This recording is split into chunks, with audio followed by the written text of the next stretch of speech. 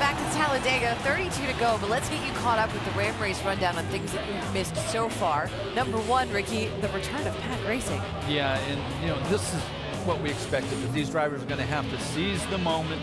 They have momentum, take advantage of it because they cannot lock up and double draft. We've had 4 cautions so far for 20 laps. This was caution number 2. The reason James Busher went around on lap 44. Yeah, he got bumped around a little bit, got back up into traffic, and took a couple of cars with him. But we have yet to see the monster of a wreck. But that was pretty bad. Well, this was a pretty big one. An 8-car crash on lap 62. Courage will get you to the front of the pack, but too much courage gets you in trouble, and I think that's what happened to Trevor Bayne. And patience will get you to the end. You also need to have some patience on pit road. That's been a bit of a dicey area for some guys, including Chase Elliott just now. Yeah, we see Chase here. He's got the green light to go, and the car comes in before him. He takes his time. It's really smart, though. Don't want to bump up these fenders and bend them because the aero is so important. Leaving pit road here. Don't want to be late on this final stop. These guys are scrambling. Oh, it's really congested. Tight. You need your spotter to help you get out of the pits. 32 to go, and Alan, this is the part where you don't want to look away. No. We always have the last lap pass for the win.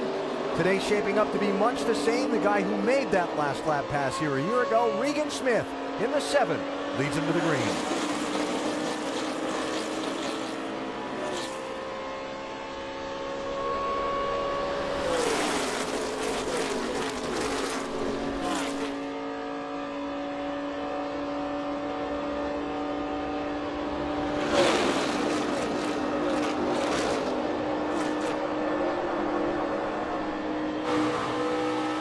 Casey Kane trying to push that outside lane. It's been a frustrating day for Casey.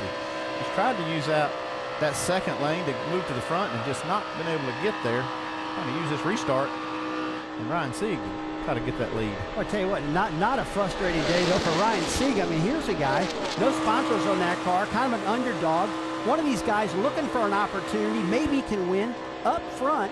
But look, Andy, not up front just now. I've been up front all day long in this car.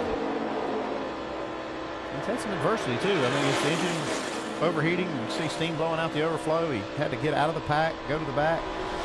Finds his way right up front. Got the lead by a little bit right there in the corner. Ryan Sieg is a 26-year-old from Tucker, Georgia.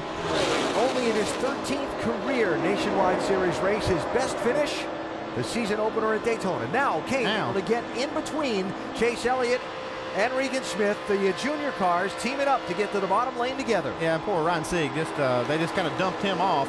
But that's what Casey Kane's been trying to do the whole race, is get there with his teammates at the front. They've got them 1, 2, 3 on the bottom. This is a pretty potent combination. David Regan, first car in that outside lane. Haven't seen him at the front yet today. He's got the Gibbs guys behind him. 54, Sam Hornish, 11, Elliott Sadler.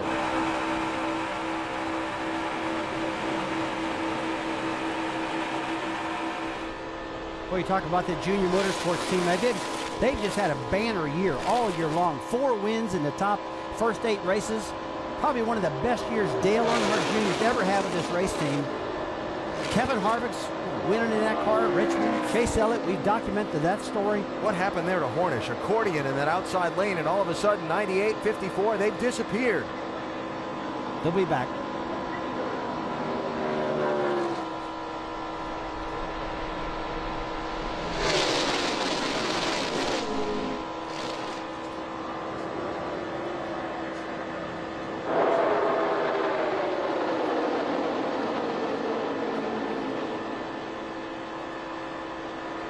So what happened that scattered that outside line off turn 2 a lap ago?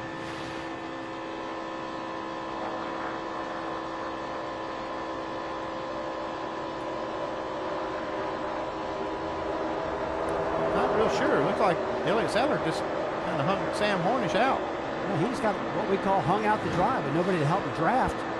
Lost that momentum, and he's back there now. Well, now they're hooked back up, so the truck get their way back up to the front. It's going to take them probably not too long to do that.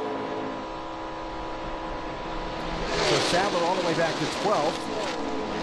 Hornish 14th as they race.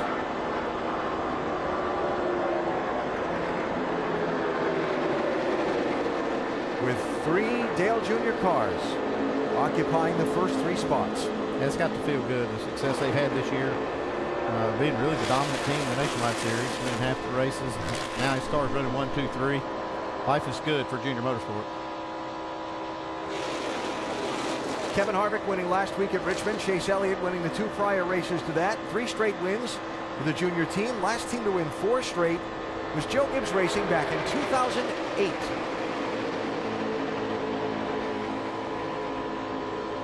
Obviously, they've got a shot to win a 4th straight today, but we've got a long way to go still.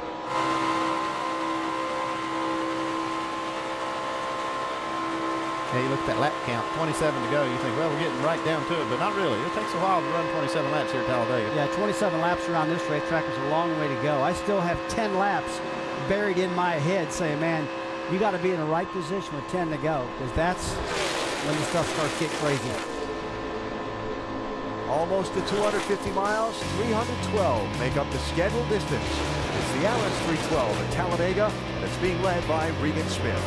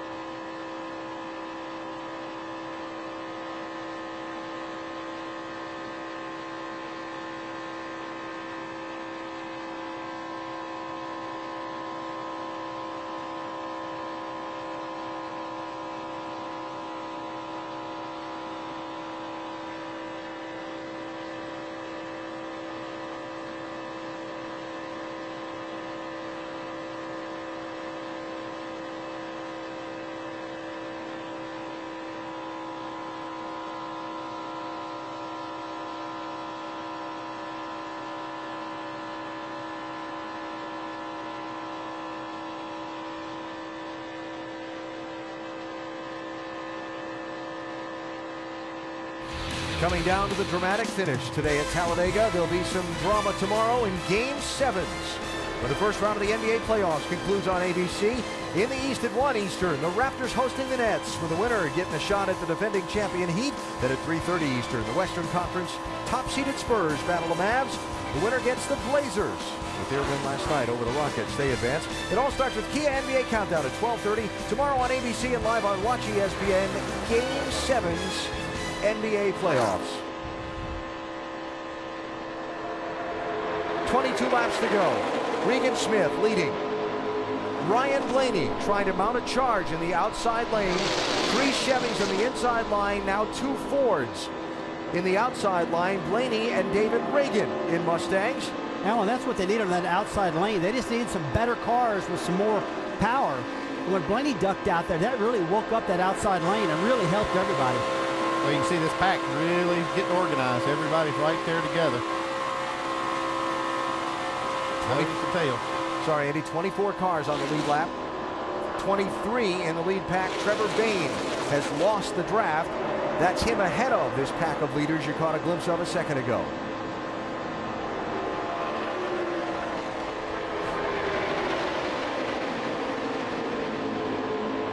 And there's 22 cars within basically 1 second right there. 22 cars. A lot of tracks we go to, it might not be a 1 second between first and second, not first and 22nd. Yeah.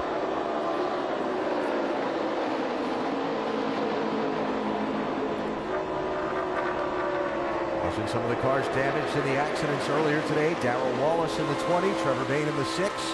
Be overtaken by this lead group.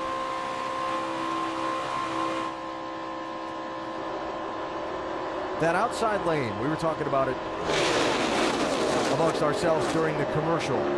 Casey Kane's kind of been the one that led the charge, trying to organize that outside lane and make it go, and was frustrated by it, it seemed like, for a lot of the race. Just couldn't get all the way to the leader. Brian Scott made the outside lane work up toward the front and was taken out in the accident. Now we see another group again trying to organize this outside lane and find a way to make it work. Why won't that outside lane work today? Well, Alan, I'm looking at the horsepower of these cars right. They got all these Hendrick guys, these Hendrick engines in the top 3 positions. You know, it's really good power. Some of the cars up top, I'm just not for sure, are as good on that top lane. I'm discounting the 22 car and the 11, the rest of them. That you need some really fast cars with a lot of power in that top lane to be able to go around the longer way around the racetrack and get it done. That's my opinion. Yeah, I think there's something. Caution. Caution. Debris on the front straightaway. Something just came off of one of the cars that was damaged in one of the earlier accidents, probably from Trevor Bayne's. I think he blew a left front tire. See a fire? Left front looks Oh, locked right up. front too. Yeah, he's got probably had a tire rub. Got a big mess. Right front's down. And the left front's locked up. Jamie? And the spotter, Jason Hedleski, calling the shots, saw that fire about 15 seconds ago. He was talking his driver through what was happening, and he said, you need to come down pit road. We are on fire. And remember, all that damage, he pitted about 7 or 8 times. So it looks like their day could be finished now. I'm surprised that car was running as good as it was. We commented on how well that thing was running in the draft with all that damage, but Yeah, it could have ruptured an oil cooler in that earlier contact, and then that fire could have actually blown these tires out if he had a good enough flame under the hood. I could smell from here, you could smell rubber burning. That's just my brain cells actually trying to figure out how this is going to work here. And I'll ask and we can discuss. Do we see pit stops here? They were inside a fuel window when they stopped last time. Do we see pit stops? Not me. Not if I'm making the call. I'm staying out. And I'm curious, with team cars being lined up and brand cars where they are, how you're sitting on the pit box. How you strategize this restart to get yourself in the right lane so you've got a chance, because the laps are running low, and we just were talking about that outside lane doesn't seem to be working today. Yeah, but the only one that has the choice in that is Regan Smith. If he stays out, he'll be the leader. He can decide whether he starts on the inside lane or the outside lane, and the top 3 cars are Junior Motorsports cars. So I don't think there's an advantage or disadvantage either way, because I think they can figure out a way to get back together on this restart. about 15 laps since the last stop. So there's obviously plenty of laps. The only reason there. I would pit, if there's any of these guys that have seen excessive tire wear, worry about the right front, maybe they'll come, but I would not pit my car right now at all if I didn't have any tire issues. It's just too tough to pass. I mean, this new rules package has made it very, very hard to make any ground.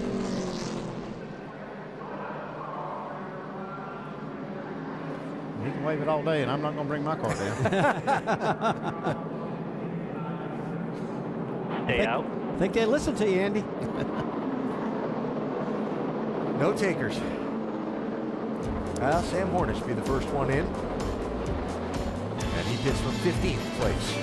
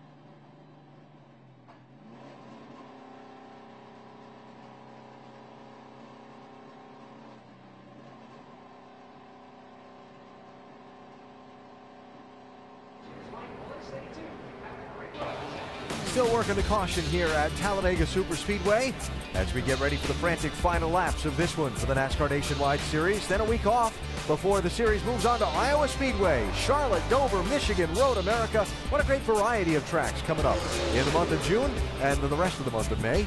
And hope you'll join us at the track. NASCAR.com/tickets are the number at the bottom of the screen. So when we got to the caution flag, the junior motorsports teams that all started back in the 30s in this race had worked their way to 1, 2, and 3. But one of those guys is going to have to go to the outside lane for this restart, and then they're going to have to try and get back together again in the draft. Regan Smith, the leader, is our ESPN in-race reporter, and he's agreed to talk to us under the caution here. Regan Smith, Rusty Wallace up in the ESPN booth. You got us? Yeah, I got you, Rusty. Loud and clear, man. Hey, buddy, good job so far, man. 32nd up to first, but I got a big question for you.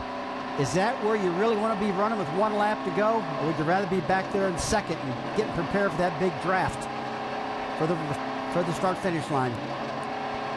Yeah, that's a good question. I don't have an answer for that for you.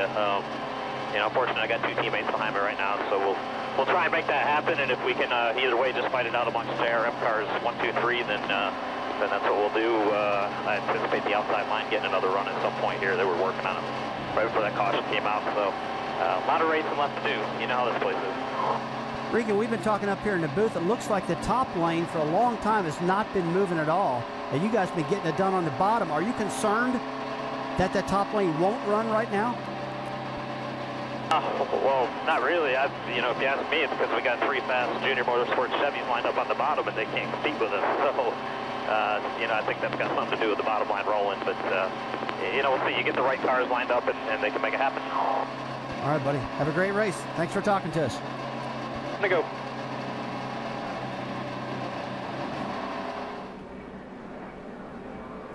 Well, a year ago here at Talladega, in the frantic finish, it was Regan Smith in the 7, who, as chaos and mayhem broke out behind him, found a way to fight around everybody who was trying to be in his way. And when the caution wave was just ahead of that Penske 22, at the time of caution, the 7 by that much. And he scored the win. Took him a minute to get the word. NASCAR had to go back and confirm the exact moment of caution and who was ahead of who. But Regan Smith, the winner here a year ago. Now, Regan has chosen the outside lane for this restart. Yeah, he's the one that's got the lane choice, and that's the best way to keep these junior motorsports cars lined up, because if they make a deal with the other 2 cars, they can get the jump here on this start, pull down in front, and you'll have them 1, 2, 3 again. Look at the restart. David Starr, Mike Bliss, Chad Boat, Jeremy Clements. The great equalizer that the Talladega draft is. Tell you what, I was really surprised at Regan's comments about how confident he is of the top lane. We've been seeing him on the bottom, but he answered a question I did wonder about. We did talk about. They got so much horsepower with junior motorsports on that bottom lane, they feel like they can move up to the top lane and get it done also. I haven't seen it. I bet they don't. I'll have to see it. I bet they get glued to the bottom. It's been working for them. I'd go to the bottom. But it's all about 1 lap to go, isn't it? They get within 10, that's when all the crazy stuff starts happening. But then they got to get set up. A lot of times you do not want to be leading that race, because those guys behind you will eat you up and spit you out, and he knows it. 23 cars on the lead lap. There'll be 14 laps to go. Expect the 5 to hesitate for a second on the restart, the 7 to pull down in front of him, and we'll see what turns from there.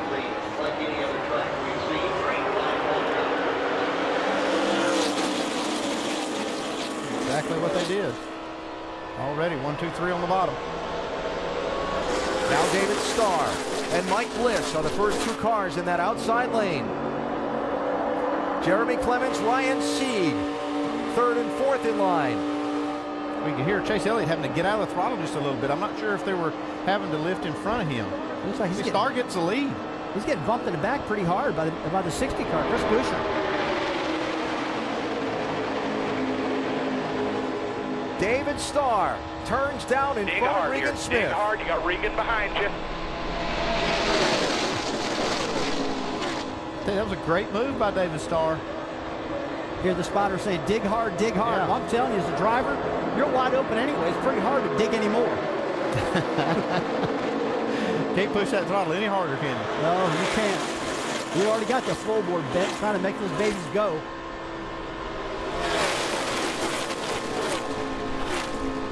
I'll tell you, I got to give a shout out to these underfunded teams. You look up there and see that 44 car leading that race, and that's 39, and Ryan Seed's so strong today. Mike Bliss's number 19 car has been up there looking good. Yeah, Mark Smith, the TriStar, got to be really proud to see his car out front.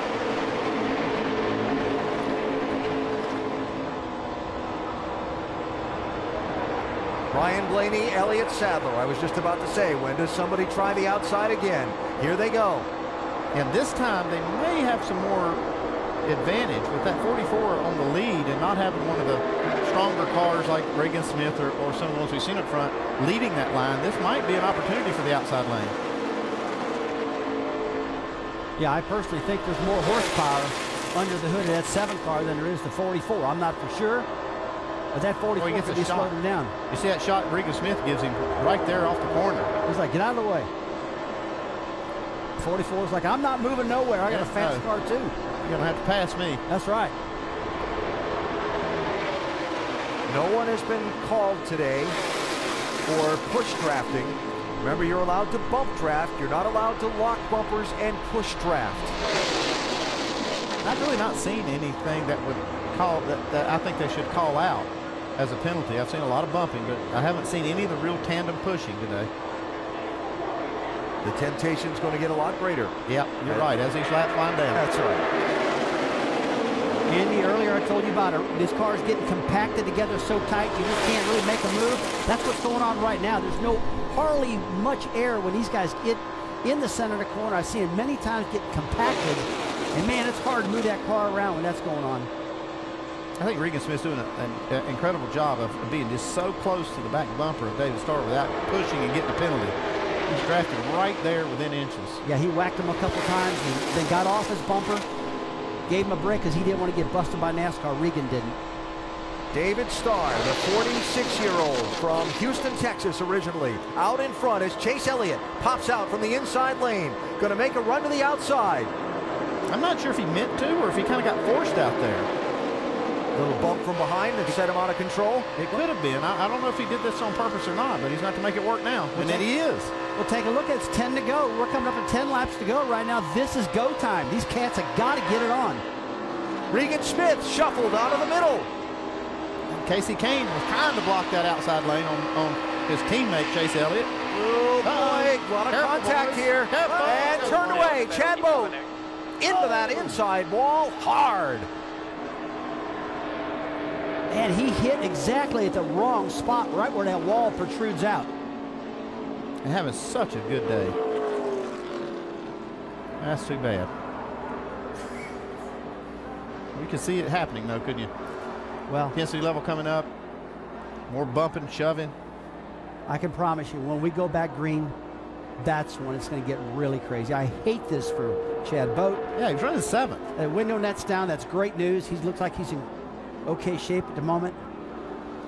Well, going back off of turn 4, when Chase Elliott got kind of popped out of that inside line, the whole group kind of accordioned together. When they came off of turn 2 and Regan Smith got popped out of line, they really started knocking bumpers and fenders, and the end result was that. Yeah, it's just everybody was just, like you said, just so jammed up. He was running 7th right here on the bottom. I mean, he was in a good spot. You see everybody just getting antsy. Ah, that's too bad. Look at this. Now, this is a bad spot he hit. Thank gosh that soft wall was there. That wall. Guarantee he didn't think it was soft. I'll tell you, that wall that NASCAR and the guys have designed, that's really helped a lot of drivers. I can tell you that. You can see it was just an accordion thing, and everybody kind of just had to check up just a little bit. I mean, Jeremy Clements did make the contact that sent him spinning, but it obviously not intentional. You can't go below those yellow lines and advance your position. You're trying not to lift out of the gas, but you got somebody hung by the left rear. Let's shorten that thing up. And that was a hard hit. You can see even the outside lane, everybody was jammed up.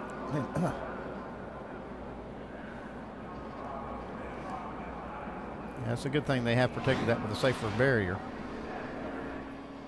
One of the greatest inventions NASCAR has ever invented, with a lot of help from different people. But boy, I really think it saved lives. I think it saved a lot of people. There's a big caution out with less than 10 laps to go now. And I come back to that whole thing starting. My curiosity goes back to how Chase Elliott got popped out of line off of turn 4 that really started that whole accordion thing. And whereas before we saw Dale Jr.'s team trying to orchestrate the restart to get themselves lined up 1, 2, 3, David Starr gets bumped around to the front, and then the whole thing starts to fall apart for the junior team. Well, not totally, though. I think now this might be an actual break, because you've got Chase Elliott now the leader. In 4th place, you have Casey Kane. So Chase can choose the outside lane, and he'll have help from him on that outside lane. You know, that's all that stuff we're talking about right now is great stuff to talk about. But if it's 2 laps to go, you can maybe make a deal and figure out what lane's going to be the one to get in. But Andy, we got 7, 8 laps to go. There's a lot of time, and I couldn't predict right now what you got to do to win this race, because everybody behind them is going to get such a big draft. Yeah, there may not be enough lanes on this track. That's right. I mean, get bumped a lot is what you got to do, and keep it straight while you're getting bumped. You know, I mean, that's what we've seen so far. Going to be interesting for sure. So through all that jumbling and jamming, Chase Elliott ends up as the race leader. How many laps will there be left when the green flag waves, Stock? Well, let's check in Chase Elliott's pit here with Greg Ives. And Greg, we've heard on the radio about vibrations, gauges going blank, backup ignitions, and now with a few laps to go, you guys are leading. Does Chase have enough experience and race car to hold on here? Well, we're sure making it exciting here in the Nationwide Insurance Series with this Napa Camaro, and he's doing a well of a job. You know, we're not satisfied with our qualifying effort yesterday, and you know, it gave us advantage to maybe learn a little bit about the draft and have him gain some experience. So, you know, he had 110 laps to gain some experience, and hopefully he has enough for the end, and I think he does. He said at Daytona the last lap he got shuffled from 3rd and finished 15th. He said what he learned at Daytona was, I've got to be aggressive in the final 2 or 3 laps. What does that mean? Just kind of like what you just saw. You know what I mean? He saw a move and he took it.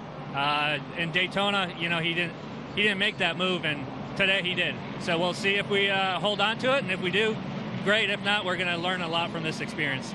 All right, Greg Ives, Chase Elliott from 37th now to leading with a few laps to go. Dave.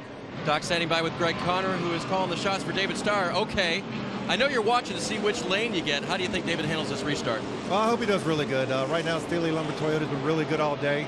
They're going to take the top side, which puts us at the bottom, which is better for us. We've been really bad up top. So hopefully we'll get a good run here. Last time we got a good run, their teammates were trying to get together and held them up a little bit. So a little bit of help here, be 5, 6 laps to go, and we'll see how it takes out. Typical Talladega. On that last restart, it looked like the Junior Motorsports team had it nailed. How hard were you willing David to the front on that outside line? Oh, we were all just screaming and hollering. I think we drove for him, but he did a good job. I think they held up a little bit trying to get together. They let us get a run. So we'll see what happens here. All right. The 44 has a shot. Doc? And let's check in with Ernie Cope. You've got the most experienced driver up there in that front 4, 5, or 6 with Casey Kane. What does he have, and what does he do here in the final laps? Hopefully he just pushes that 9 car. I mean, Nationwide Insurance got another great race on their hands here. Hopefully we clear the 44. I mean, you never know. The 22 is going to be pushing the 44, so we'll see how it shake out. All right, Casey Kane going to try to help his teammate, the 9 car, but I got to believe, AB, in the final lap or 2, it's every man for himself. Yeah, everybody wants the trophy. You see Chase Elliott has chosen the outside lane to be lined up in front of Casey Kane, but, you know, can they get the jump, and can they make it go? Plan is the 43 is going to push the 5, and he's going to push you, and we're going to wait till the 5 gets past the 44 before we come down. I was about to ask that. All that pushing's fine, but you can't push too much. Well, they can't be making contact. And there's other, you know, when they're saying push, they mean as much as aerodynamic push as they do a mechanical push. They have to stay really locked in line to make the most efficient draft they can. 6 laps to go when they get the green flag. Chase Elliott outside in the 9 is the leader, David Starr, 44. Beside him, second row is Ryan Blaney, 22, and 5, Casey Kane.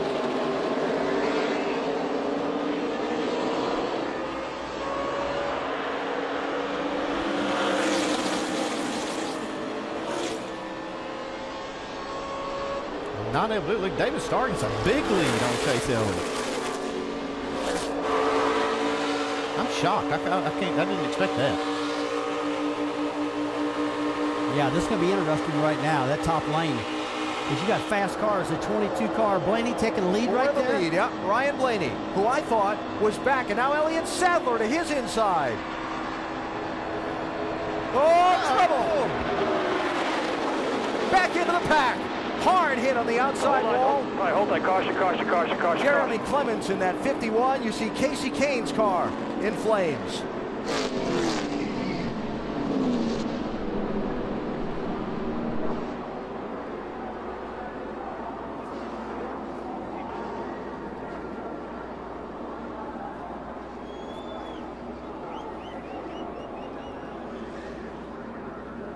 And another crash in the late laps. Takes out more let's take a look at the right potential side. winners. Is your steering wheel way off? A hard hit on the right side of that 51 car for Jeremy Clements. You see him climbing from the machine. That's good to see. Look how torn up that car is.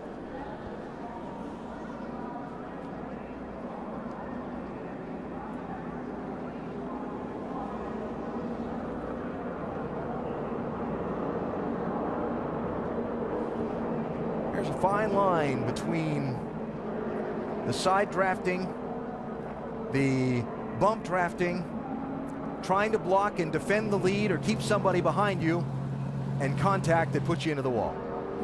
Alan, there is a fine line, and a lot of that goes on early in the race. At the very end of the race, it's all about each other, and it's all about just take and no give, and that's what's going on with this late. Yeah, that was a move. Ryan Blaney made an aggressive move to get that side draft, and it was a little too aggressive. He's basically kind of the one I would put at fault for that one. Yeah, he body slammed himself down in there, but a lot of times when you see the inside line going away from you, you want to sail back down there, lock up on that guy's right side, then kill his aerodynamics so he doesn't advance on you. That was a very aggressive way to do it if that's what happened. Yeah, good angle there. I wanted to see if he got nipped from behind by anybody. I didn't think that he had, but that confirms it. And Chase Elliott took a piece of that. That's what sent Jeremy Clements hard into the wall. But that 9 car has damage.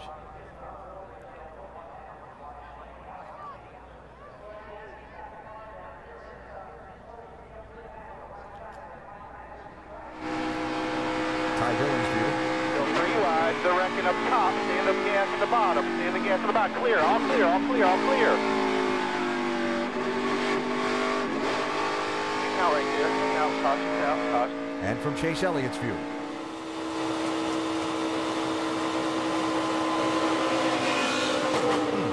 That's a hard hit for Elliott. You got it on both sides.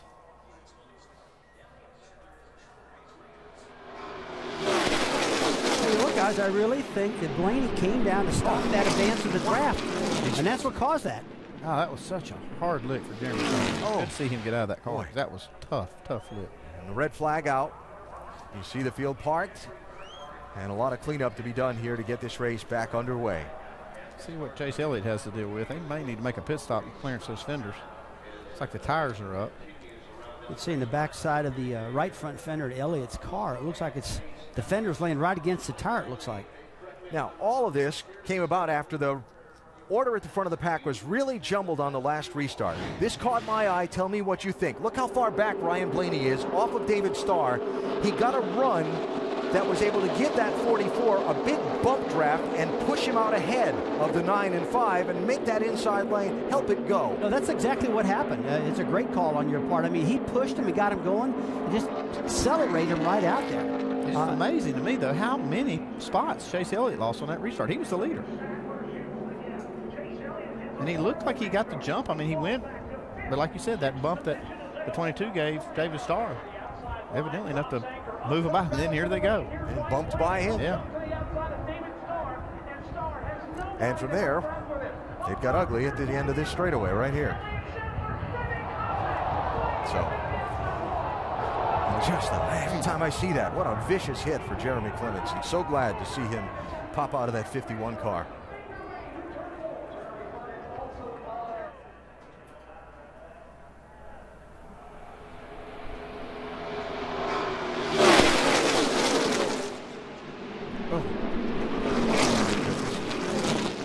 I mean, you watch the 22, even Ryan Blaney, he made a pretty good lick up there on that outside wall, but then, boy, when you see Clements, yep, about 10 times worse. So red flag is out. We're going to have less than 5 laps to go when the race resumes, and quiet along the pit lane for just a moment, Dave. And Chris Gale is the crew chief of the car that got bounced off of. How fortunate do you think you are to escape that? Very fortunate.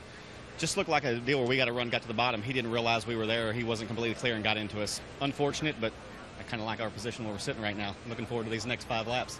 Were you surprised how poor restart the 9 got and helped you guys get to the front? You know, I wasn't sure. Yes, I was surprised it was that bad, but that bottom line had been getting a good run for a while there, and so I knew if 3 guys would stay lined up and get going, it's like, okay, this could be really good for us. So really optimistic about the next few laps. 11 car in a good position, Doc. And what about the 98 car? John Hansen calling the shots for a small team with a big chance today. What about your driver? How does he stack up against the 3 cars in front of him? Well, I think we got the best one out there for sure. Roush Yates, engine, good car. We're starting 3rd here, so we'll be on the inside, and we'll just give it a shot with 5 to go. Your guy has won 2 races here at Talladega. Last May, the Cup race, and his very first nationwide race with last lap passes. Why is he so good on the last lap? I know you guys have chatted about it. Yeah, I don't know. He'd have to tell you that one. I think we'll be pretty good here. We'll just see what happens.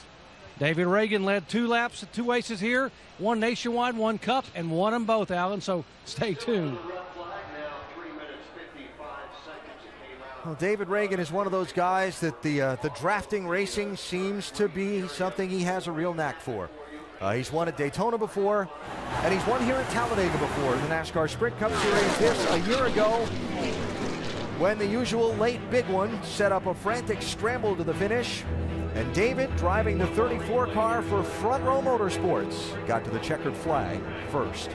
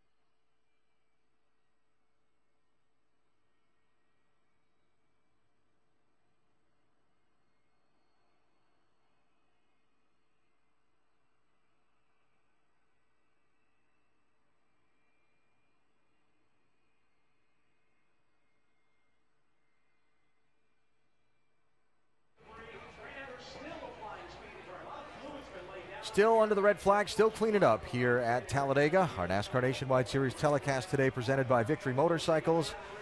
And still with 5 very unpredictable laps left to go, especially after what we've seen here in the last 45 minutes to an hour or so.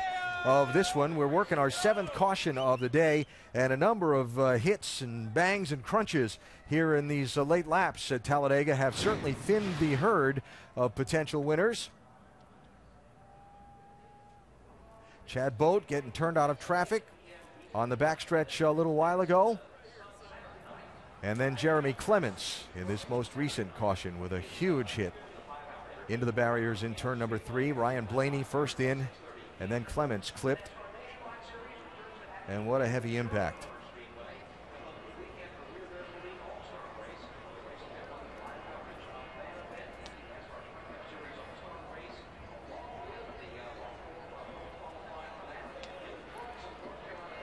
Drivers putting all their safety gear to the test today, including that SAFER barrier. Steel and foam energy reduction is what SAFER stands for, developed by the folks at the Indianapolis Motor Speedway and the Midwest Center for Roadside Safety, Dr. Dean Sicking at the University of Nebraska. It has been one of the great safety innovations. I remember the late Benny Parsons always saying they got to do something about these hard walls we hit. Yeah, the drivers always said just make the wall softer somehow. And you're right, Nebraska State University, Indianapolis Motor Speedway, NASCAR, all these guys were involved in this. And certainly one of the great safety innovations for protecting drivers in this sport's history.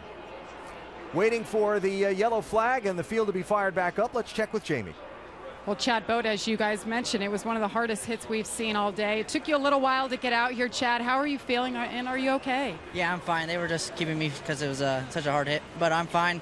All my safety equipment did their job. So, I just can't say enough about my team. For a small team, we were running pretty good, and, it sucks. It just seemed like they stacked up there in front of me, and then I got tagged from the rear. Kind of a racing deal, but unfortunate that it was so close to the end, but so far, I think there's still 10 to go. So, Billy Boat Motorsports, this is just your 3rd ever start in the Nationwide Series. When will we see you back? We'll be back at the next 2, Iowa and Charlotte, so we're looking forward to that. We got brand new cars for both of them, so we'll be back. Great to see you're okay. We'll move over here to Casey Kane, meanwhile. Casey, hard hit for you as well. That's not the welcome back to Nationwide that we wanted to see. Are you okay, and what happened? Yeah, I didn't have a hard hit at all. I just ran in the back of the 22 when he came off the wall. He came back across and really had nowhere to go. So I hit him, and then an oil line or something broke. So it was a quick fire, went out, but my car wouldn't run, so I just had to go to the care center. But it was, we had a really good, great Clip Chevrolet. We were right in the middle of it throughout the whole race, got right to the front.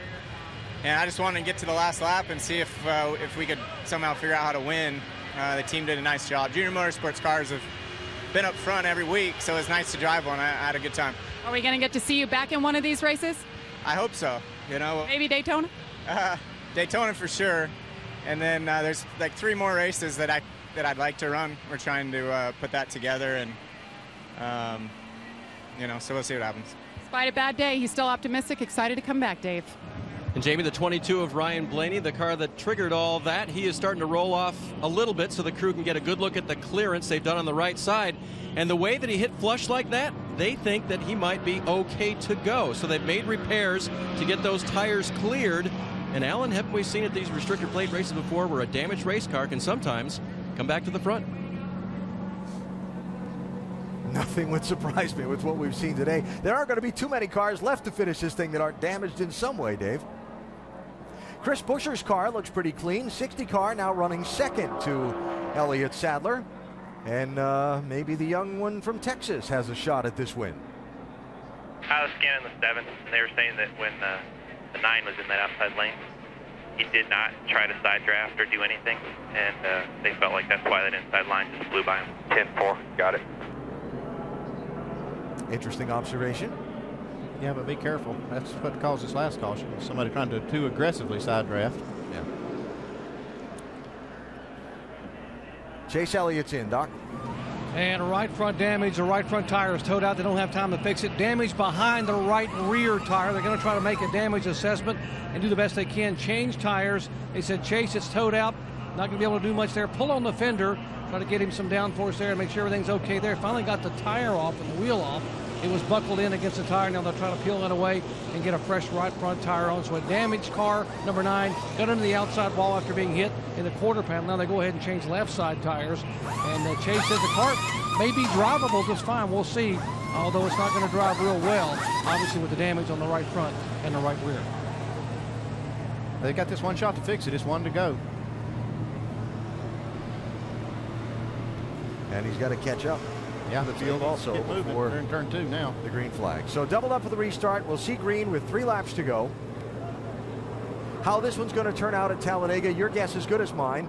I do know this for sure. In 2 weeks, the Nationwide Series returns to the track at Iowa Speedway for a Sunday afternoon show, 1:30 Eastern on ESPN. Trevor Bayne, Brad Keselowski, the 2 winners at Iowa there a year ago.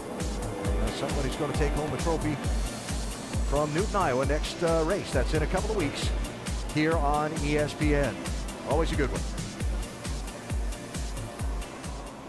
So 3 laps to go when they come to the green. The last couple of restarts, mayhem would be a fairly appropriate word. Definitely mayhem. 4 laps to go. Got 18, make it 19 cars on the lead lap. And we're going to equal the longest green flag stretch to finish a race here at Talladega in the last 11 times. Of course, the distance of a green-white checker finish is 3 laps. So if we don't get through this one, then there's a chance we'll have another 3-lap run to the finish. And then maybe another one. Up to 3. Elliott Sadler, the leader. David Regan, 98 behind him. Outside lane, Chris Buescher, 60. Regan Smith, 7. 3 laps to go. Hold your breath.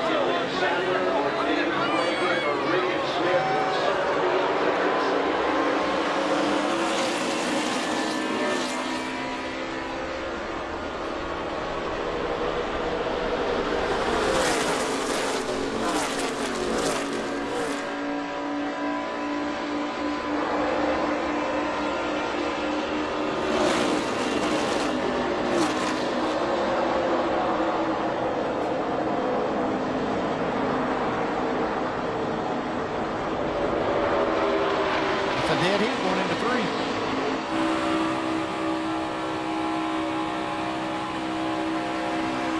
You gotta remember that 98 car we're looking at right there. That's got Roush power. So a lot of horsepower under the hood of that 98 car also. It can get the job done. David Regan, you saw bumping Elliott Sadler, but not leaning on him. Pushes the 11 to the front. Somebody overheating in the middle of that pack. Looks like Joey Gates in the 52. 2 laps to go.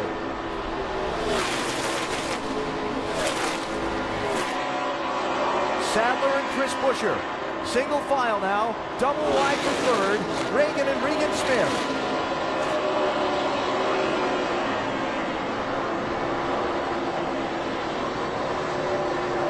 Elliott Sadler kind of blocked both lanes. Not going to be able to hold off Chris Buescher, though.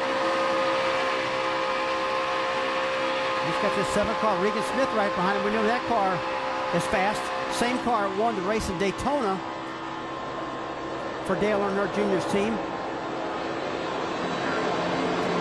Here they come to the white flag. We are on the last lap of the race. Chris Buescher outside, Elliott Sadler inside. Bumping, pushing, side drafting. Who gets back first?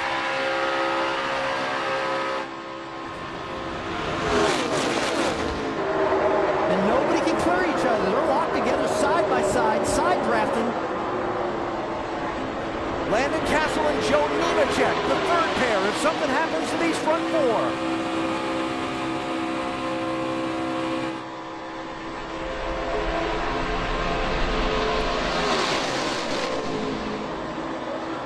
Cars steaming and overheating everywhere. Castle with a move to the inside. Regan blocks him off. That clears Elliott Sadler in front. Final corner. Regan Smith looking to the outside. To the checkered flag. Elliott Sadler wins it.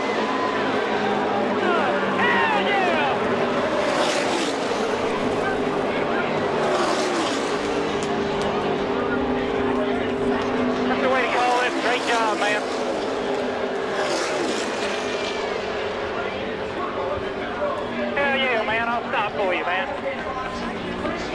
great job. The emotion is overcoming. Congratulations. You won that financial Elliott Sadler. You won victory lane. That's awesome. He celebrated a birthday this week, did Elliott Sadler. So glad we finally won a race with me. You know, some drivers talk about how they hate racing here because it's so nerve-wracking, but boy, does it feel good when you win here. Oh, gosh, when you win a super speedway like Talladega, that's everything in the world. Got that victory, and right now, he's only 1 point out of the lead for the championship. Sadler's last win was in August of 2012. Paired up with Joe Gibbs Racing. Was frustrated last season. Have started this season with a couple of frustrating days also, but then the corner began to turn a few weeks ago. Had a great chance to win at Darlington, ran well last race, and here at Talladega, used that experience in those drafts and a pretty strong race car, by the way, to hold them all off in that frantic finish and score a win. He earned this one. I'll tell you, that was a tough race. It was really nerve-wracking. He put himself in the right position and pulled it off. He had a great restart. He did what he had to do at the very end. We saw a runner right in the center there, blocking off the top lane and the bottom lane. Oh, that's great. Look at him now. I love the motion, and he's got it right now.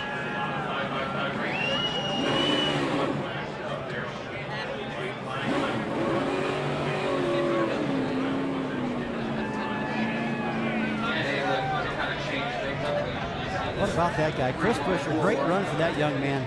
Almost pulled it off. Yeah, he almost won that race.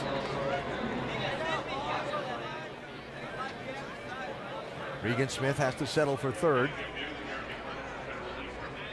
Not sure I thought they'd make it around those 3 laps without somebody getting turned sideways out of this lap. Look at the cars, bumping, pushing sideways. Steam, flying. You see the 01 of Castle tried to make a move on the bottom, and somebody shut the door on him. They didn't crash. Sam Horner sneaks in there. And our Midas golden touch of the race to Elliott Sadler, who had a little luck on his side, made all the right moves. And I remember one point he was locked in that outside lane about 7-8 rows back, and we were sitting there saying, how are they going to make that work to get to the front? Well, they did. Doc? Yeah, Regan Smith, Mr. Restrictor Plate. He won at Daytona. He won this race a year ago. And Regan, you made several moves on that last lap. Take us through what you were doing or what you were trying to do here off of 4.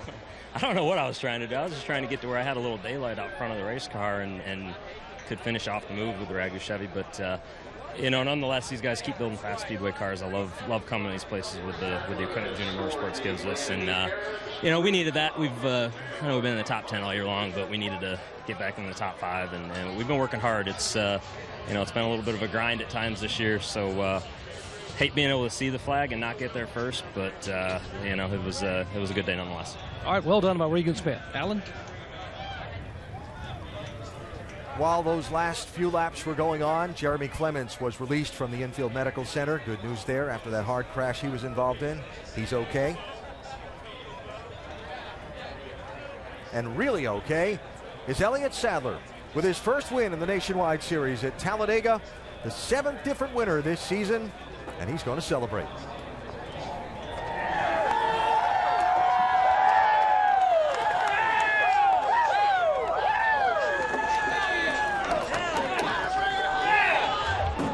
And he's shaking and he's sweating and he's worked hard today. And after you fell back, Elliott, how'd you get up there and win? Well, we just got on the inside line there, and we just had to make some good moves, and to see kind of opened up for us. But this means a lot to me to get these guys in victory lane. I disappointed them last year and weren't able to do it. We have a lot of people here from One Main Financial today. So glad to win with Mary and Kim and all those guys here. It means a lot to me. And do it at Talladega. Everybody else always asks about flipping at Talladega. Damn it, now we won one at Talladega, so this feels a lot better. We talked before the race about getting here. You mentioned Brett Griffin, your spotter. How important was having such a good spotter today? Well, he did a good job there at the end. And under the red flag, I was playing all these scenarios in my head, really on how many races I've lost here in the last couple laps, not making the right decision. But we just stayed to the bottom, stuck to our guns. David Regan did a good job pushing us, and we were just able to hold those guys off at the end. So Brett did a great job. He deserves this. He did a great job getting us all on the front row yesterday. But it means a lot. I'm telling you, it means a lot for me to get this JGR team to victory lane. They worked their butts off last year. I wasn't able to reward them. Chris is doing a great job. We're getting a lot of momentum on our side. We let one get away from us at Darlington. So to come back here and do one for all our sponsors with Sport Clips, Coca-Cola, One Main Financial, Toyota, everybody that's a partner at JGR, man, makes us feel good. Elliott didn't overthink it, and he's in victory lane at Talladega.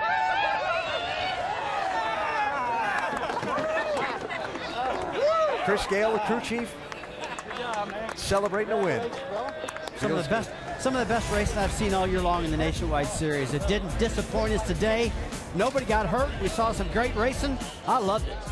And in a couple of weeks, it's on to the Iowa Speedway, Sunday, May 18th, 1:30 Eastern on ESPN for the NASCAR Nationwide Series. And next on ESPN is Sports Center. Lots to talk about in the sports world, including Elliott Sadler's Talladega win. People love to say, well, anything can happen. At Talladega, anything doesn't just happen. It's standard operating procedure. They're all reckoning on you. Everybody's reckoned. And anything doesn't care who you are, what lap it is, or how many laps you've led. The only lap that matters is the last one.